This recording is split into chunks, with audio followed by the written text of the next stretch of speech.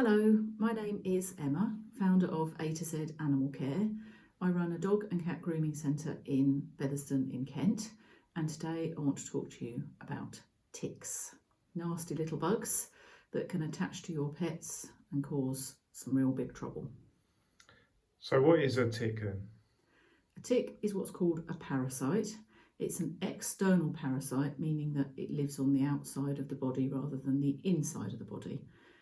It's in the same family as spiders, in that it's an arachnid, meaning that it has 8 legs.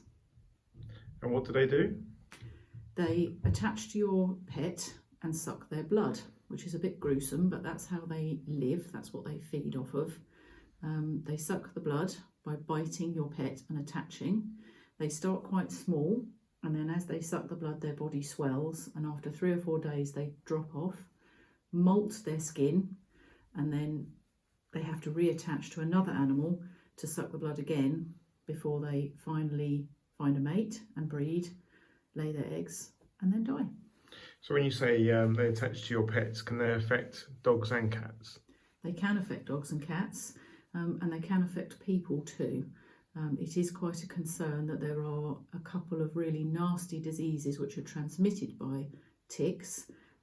The most notable of which is Lyme's disease, which can affect your dog. Although your dog can't pass you Lyme's disease directly, the same tick that bites your dog can also bite you and infect you with Lyme's disease as well. So where do our pets find them and pick them up? The most common way for your dog or cat to pick up ticks is from the environment, meaning mostly outside rather than indoors. Most of the ticks that we see in this country come from sheep, and although farmers do dip their sheep to prevent them from getting ticks or transmitting ticks, it's not 100% effective. Other wild animals such as foxes, badgers, hedgehogs, they can all have ticks too, and when they drop off in the garden and your pet is snuffling around or running through the grass, they can bite your pet, attach to their body and suck their blood. So you said that they carry a Lyme's disease, but are they bad generally? Are they generally bad for your pet? Not really. Most pets that have a tick will get away very lightly. The tick itself doesn't really cause a problem, maybe a bit of local irritation, some redness, some swelling, a little hard nodule under the skin. Most will not pass on a horrible disease, but there are some parts of the country, particularly the New Forest and the southwest, where there is quite a high prevalence of ticks transmitting disease. And there have been a few ticks found recently with some new diseases that we didn't realise that we had in this country before, namely babesiosis. There's only been 4 cases, but this is usually associated with countries such as Africa.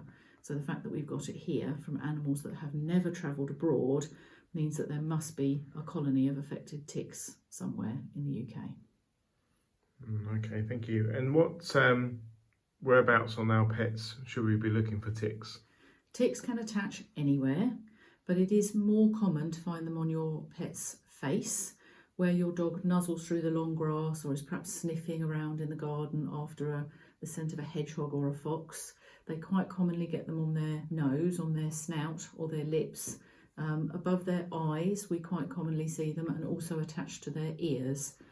But they can attach anywhere, and we do find them all over your pet's body, particularly the legs, because of walking through the long grass and how they pick them up.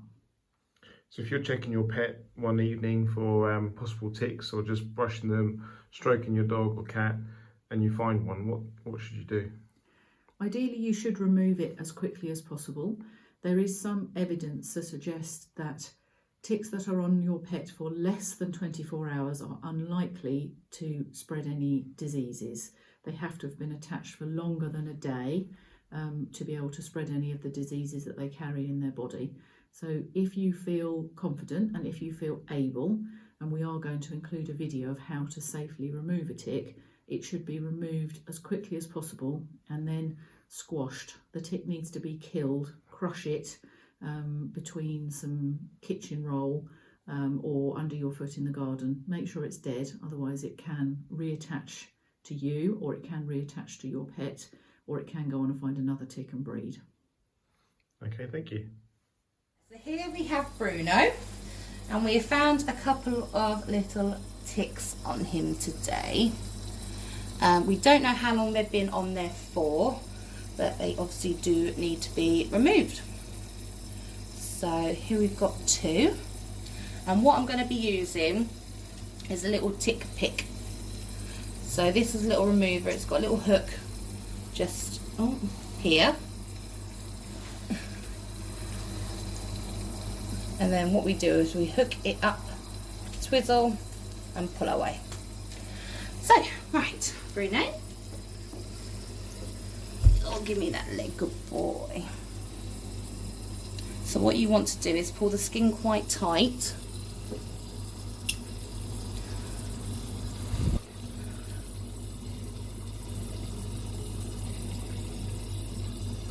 You want to hook over. Good boy, Bruno. Twizzle. And they come away. Just like that. And then what you want to do is pop it into the bowl. And then we need to dispose of it so that it doesn't attach onto anyone else. And then what we'd recommend to the clients is that they use a flea and tick killer preventative, used monthly. And then what we would do is just clean the area around this afterwards and just check that everything's out that should be, which, although it's just a little bit red there, that is totally normal. But yes, it has now been removed, and we can go on to doing the next one. So as you see from the video of Chloe, who works with me at A to Z, the groomers in Bethersden, it's not very difficult removing a tick, but it is worth being thorough and making sure that you're doing it carefully and making sure that you're getting all the mouth parts of the tick out so as to avoid an infection. If you want to prevent your pet from getting ticks or treat them if they do have ticks, there are lots of products available that you can use. Some you can get from places such as myself, I'm an SQP, an animal medicines advisor, or you can speak to your vets. But it is important that the product that you use does contain an active ingredient that specifically kills ticks. So one of the most readily available products that you can use to treat and prevent ticks is an active ingredient called fipronil. You can get this in products such as Frontline and Flea Screen. Some of the products that you get from the vets, although they are prescription only, do not cover your pet for ticks. So please make sure that you look at the packet, look at the ingredients and look at what they cover. One of the most popular that's sold by the vets at the moment is called Advocate. It has no active ingredient in it at all to kill or treat ticks. You would need to use a separate product for that.